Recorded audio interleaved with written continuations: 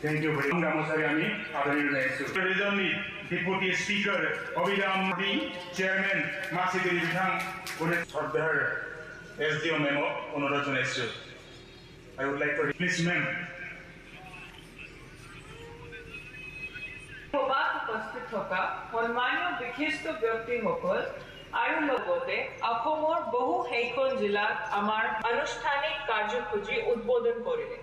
প্ৰথম কথা হৈছে আমাৰ মাননীয় মুখ্যমন্ত্ৰী ডাঙৰীয়াই প্ৰতিটো প্ৰতিশ্ৰুতি আখৰে আখৰে পালন কৰি আছে।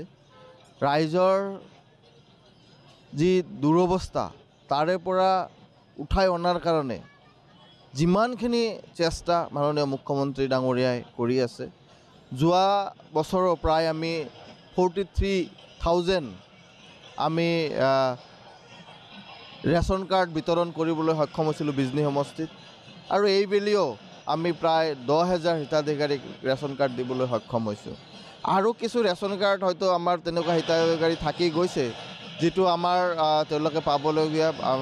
মই সেইটো মাননীয় মন্ত্ৰী ৰঞ্জিত দাস ডাঙৰীয়াৰ লগত কথা পাতিছোঁ, আৰু কিছু আমি পাবলৈ সক্ষম হ'ম। 3-4 হাজাৰ আমি যদি পাই যাওঁ আমাৰ স্থায়ী সমস্যা সমাধান, যিখিনি সমস্যা আছে স্থায়ীভাৱে সমাধান হৈ যাব।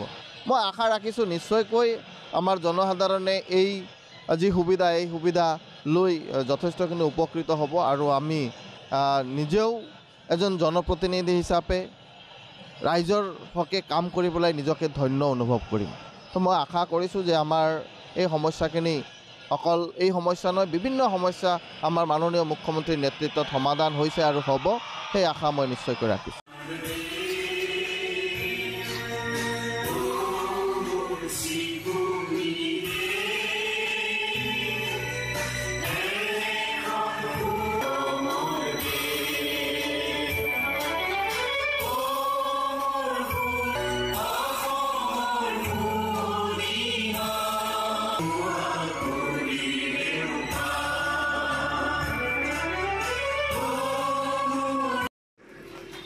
Thank you very much.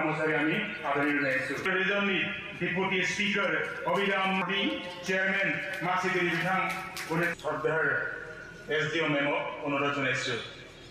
I would like to please ma'am. সভাত উপস্থিত থকা সন্মানীয় বিশিষ্ট ব্যক্তিসকল আৰু লগতে অসমৰ বহু হেইখন জিলাত আমাৰ আনুষ্ঠানিক কাৰ্যসূচী উদ্বোধন কৰিলে। প্ৰথম কথা হৈছে আমাৰ মাননীয় মুখ্যমন্ত্ৰী ডাঙৰীয়াই প্ৰতিটো প্ৰতিশ্ৰুতি আখৰে আখৰে পালন কৰি আছে।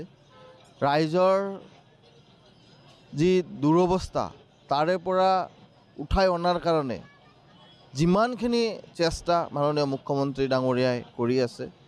যোৱা বছৰৰ প্ৰায় আমি 43,000 আমি ৰেচন কাৰ্ড বিতৰণ কৰিবলৈ সক্ষম হৈছিলোঁ বিজনী সমষ্টিত, আৰু এইবেলিও আমি প্ৰায় 10,000 হিতাধিকাৰীক ৰেচন কাৰ্ড দিবলৈ সক্ষম হৈছোঁ। আৰু কিছু ৰেচন কাৰ্ড হয়তো আমাৰ তেনেকুৱা হিতাধিকাৰী থাকি গৈছে যিটো আমাৰ তেওঁলোকে পাবলগীয়া। মই সেইটো মাননীয় মন্ত্ৰী ৰঞ্জিত দাস ডাঙৰীয়াৰ লগত কথা পাতিছোঁ, আৰু কিছু আমি পাবলৈ সক্ষম হ'ম। 3-4 হাজাৰ আমি যদি পাই যাওঁ আমাৰ স্থায়ী সমস্যা সমাধান, যিখিনি সমস্যা আছে স্থায়ীভাৱে সমাধান হৈ যাব। মই আশা ৰাখিছোঁ নিশ্চয়কৈ আমাৰ জনসাধাৰণে এই যি সুবিধা এই সুবিধা লৈ যথেষ্টখিনি উপকৃত হ'ব, আৰু আমি নিজেও এজন জনপ্ৰতিনিধি হিচাপে ৰাইজৰ হকে কাম কৰি পেলাই নিজকে ধন্য অনুভৱ কৰিম। তো মই আশা কৰিছোঁ যে আমাৰ এই সমস্যাখিনি অকল এই সমস্যা নহয়, বিভিন্ন সমস্যা আমাৰ মাননীয় মুখ্যমন্ত্ৰীৰ নেতৃত্বত সমাধান হৈছে আৰু হ'ব, সেই আশা মই নিশ্চয়কৈ ৰাখিছোঁ।